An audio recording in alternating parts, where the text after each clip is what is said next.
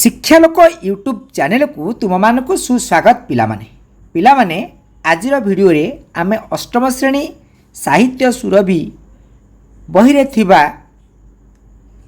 कविता होची कौन ना शपथ। से शपथ कवितार आमे अभ्यास जो प्रश्न उत्तर अच्छी ता विषय आलोचना करवा। हाँ ता पूर्व पिला माने मु तुमको एति कहि रखुची जे ए विषयटीर वीडियो अपलोड कराई जो थे कि सरल प्रांजल भाव में बुझाया सहित आमर चित्र मध्य तुम मानक पई प्रदर्शन करा जायछि। तमे जो माने वीडियो टी देखि ना हो से माने लिंक की जाई वीडियो टी देखि नब। तेबे एबे आम आरंभ करिबा पाठ्य अंतर्गत किछि प्रश्न उत्तर। प्रथम अछि पिला माने मो बुझिबारे आमर देइछि करे निम्नलिखित प्रश्नर उपयुक्त उत्तर पाखरे आमे ताराजन दबा। एक नंबर प्रश्न अछि पठित कवितारे केउ मानकु दहन करिबा कथा कवि कहिछथि। आमे टी कविता को मने पकई दबा हला। अग्निर सम दही भी सुखे स्वार्थी जन मिथ्या कथा। तो एठी आमे निश्चित भाव देखिबा पिला माने स्वार्थी जन मिथ्या कथा ही ठीक हबो आउ अन्य तीनटा को हमर भूल हबो। तापर अछि 2 नंबर कौन अच्छी ना झरणा सम झरी भी हसी पदटीर तात्पर्य कौन। 4टा ऑप्शन अच्छी पिला माने प्राणरू प्राणे खेलिबी तृष्णाकार रखिबी नाही भोकीर भोक जीवरे काहीं अरूप रूप रंगे साजी। ये 4टी ऑप्शन भितर आमर कौटा ठीक हम 2 नंबर हाँ तृष्णा तृष्णार्थ शोष तृष्णाकार रखिबी नाही। तेणु आमर ये खटी ठीक उत्तर। तापर पिला माने देखिए आमे 3 नंबर अच्छी कौन ना नभर सम स्वच्छ मुखे केउ भाव नथिबो बोली कवितारे कहा जायछि। आमर ऑप्शन अच्छी मिथ्या कथा सरल हास हिंसा व्यथा एवं दुख प्रास। पिले नभर सम कौन हम गटा ठीक हम हिंसा व्यथा। तापर अच्छी 4 नंबर कहा परी कवि दुख प्रास को आवरी नेबा पाई कवितारे कहिसंती। उत्तरटी होची कौन 4टा ऑप्शन सिंधु सम अग्नि सम पवन सम धरणी सम। तो कवितार उत्तर हम प्रश्नटी उत्तर हम कौन धरणी सम। तापर अच्छी घ है 5 नंबर अच्छी कौन तापर समता पथे चलवा कवि केउ गान करने चाहिए शांतिर गान पक्षीर गान मेघर गान सिंधुर गान। प्रकृति कौन हम हाँ ठीक कहीच आमर शांतिर गान उत्तर ठीक। तापर अच्छी पिला माने आम देखिबा मिलीमिशी जोड़िबा जोटा कि कविता रु किछि पद क स्तंभ रे दिया जायछि एवं तार अर्थ ख स्तंभ रे दिया जायछि। प्रथम हमर 1 नंबर अच्छी देख पक्षीर सम गाइबी गीति हृदयरु हृदय उठिब बाजी। आमर 1 नंबर सहित पिला माने कोटा ठीक हबटी देख कविता को हाँ आमर उत्तर हम कोटा सरल। ये 4 नंबरटा हम तुम ताको मेलै दब सरल विहंगर काकली परी समस्त हृदय प्रतिध्वनि सृष्टि करवा। तापर 2 नंबर गर्व भरे धर्मे भरी कर्मे मोर टेकी शिर। यहाँ उत्तर हम आमर 1 नंबर अर्थ 1 को 4 मिलेबा एवं 2 को 1 सहित मिलेबा। 1 देछि कौन स्वाभिमान सहित धर्म को वर्ण करी कर्म कर चलिबा। तार 3 नंबर अच्छी कौन रुग्ण जन पारुषे रही शुश्रूषारे लागिबी तार। यहाँ आमर उत्तरटी कौटी हम रुग्ण जनर सेवा ही माधव सेवा बोली से कह। तापर 4 नंबर मोहित नुहे मोहरी पाई सबुरी लगी मोहरी प्राण। यहाँ उत्तर हम कौटा पिला माने परहित पाई निज जीवन को उत्सर्ग करिबा। तापर पिला माने हम देखिबा कवितार पद गुड़िकर आलोचना करिबा। जेम देइछि कवितारू चयन कर जायथिबा केतेक पद तले दिया जायछि सेगुड़िक भल भाव में आमे पढ़िबा चिंता करिबा एवं सेथुरु कौन बुझिले निज भितर आमे आलोचना करी खातारे लेखिबा। तो प्रथम देइछि कौन सिंधु सम फेराई देवी जीए से देव सरल हास धरणी सम नेबी रे नेबी बक्षे बही दुख प्रास।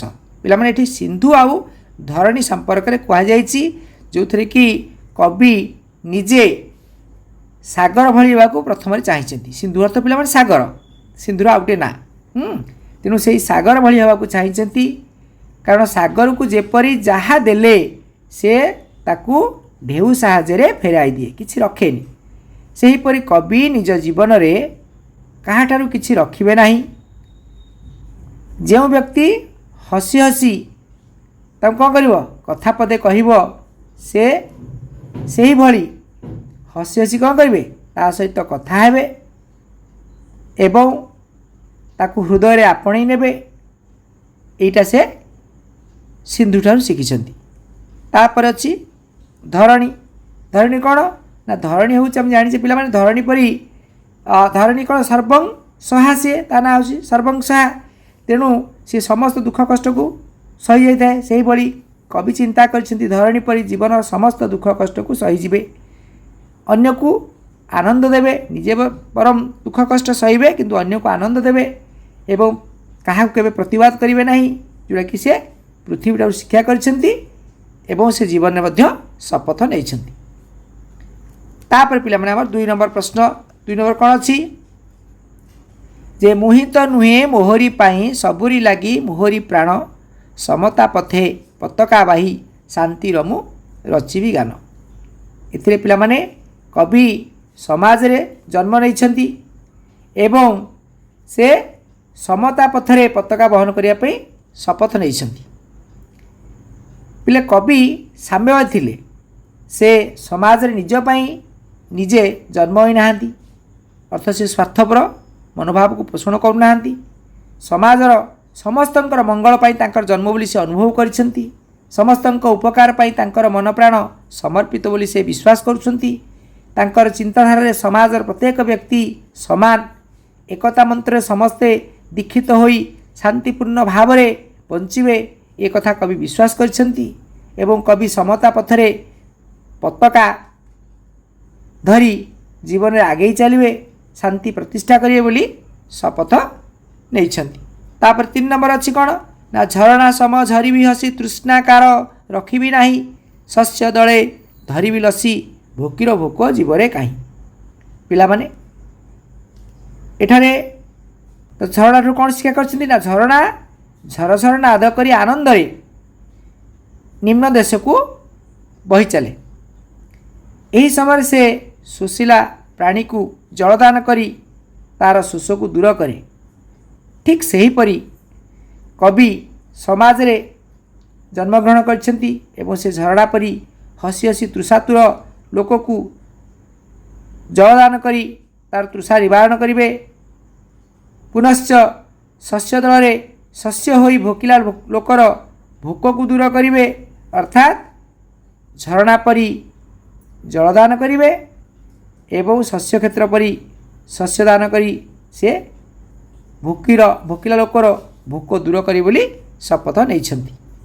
तापर पिला माने हमर अनुमान ओ कल्पना जोड़ा कि एथर देइछि आमे परस्पर हित आलोचना करिबा अनुमान करिबा एवं सेही अनुरूप आमे उत्तरटी को लिखा प्रश्न पे अछि तार उत्तर आमे लिखिबा कोन ना पठित कवितार शपथर आह्वान दिया जाइछि तुम विचार धारा रे केउ केउ महत्वपूर्ण एवं माने शपथटा महत्वपूर्ण एवं कहीं से विषय आलोचना कर। तो प्रथम आम देखा कटा मो विचार रे सूर्य परी तेजियान हेबी समाजरू अज्ञान अंधकार दूर करी आलोक देवी चंद्र भली झलसी उठिबी आउ शीतलता प्रदान करी अग्निपरी स्वार्थपर व्यक्तिर मिथ्या कथा को जाली पड़ी ध्वंस करी अदृसम जीवन रे धैर्य धरिबी जेते बाधा विघ्न आसिले मध्य मु कौन धैर्य हराइबी नहीं सत्कर्म करी मोर मथा को सर्वदा टेकी चलिबी एवं धरणी भली जीवन दुख कष्ट को सहीजीवी सामाजिक जीवन रे समता आनिया पाई मु यथासंभव चेष्टा करी एथि सहित असहाय दुखी दरिद्र आउ रोगी अंध एवं खंज लोक मानकु साहाय्य करी।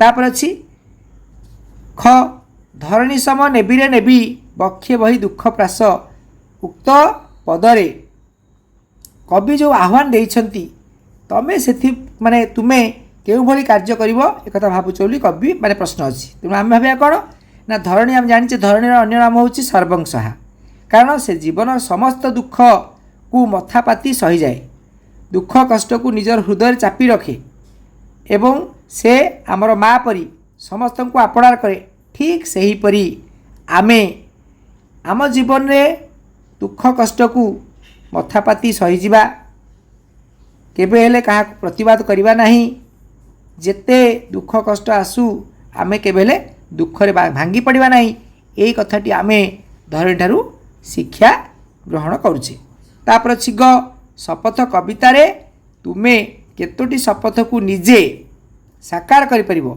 अथवा फलवती करि परिबो बा ताकू ग्रहण करि परिबो निज जीवन में प्रयोग करि परिबो से कथा को माने आलोचना करके लिखिया को सूचना अछि तो आमे लिखिया कोन शपथ कवितारे मु सूर्य परि तेजिया नेबी एवं आलोक प्रदान करी अंधकार दूर करी पवन भली समस्त हृदय को छुई पारि अग्नि भली स्वार्थपर व्यक्तिर स्वार्थकता को पोड़ीदेवी पर्वत भली धैर्य धरबी एवं पृथ्वी भली समस्त दुख कष्ट को मथापाती की सहीबी यही कथा को कौन शपथ कवितार मु शिक्षा कली बोली जानिबा तापर अछि घ घर प्रश्न कौन अच्छी समाजर केउ केउ वर्गर व्यक्ति मानकू सहायता प्रदान करि परिबो जोटा कि तुम कविता माध्यम आलोचना करने को सूचना दिखाई एथिरे कौन हम आम जानी पिला माने आम समाज अनेक असहाय दुखी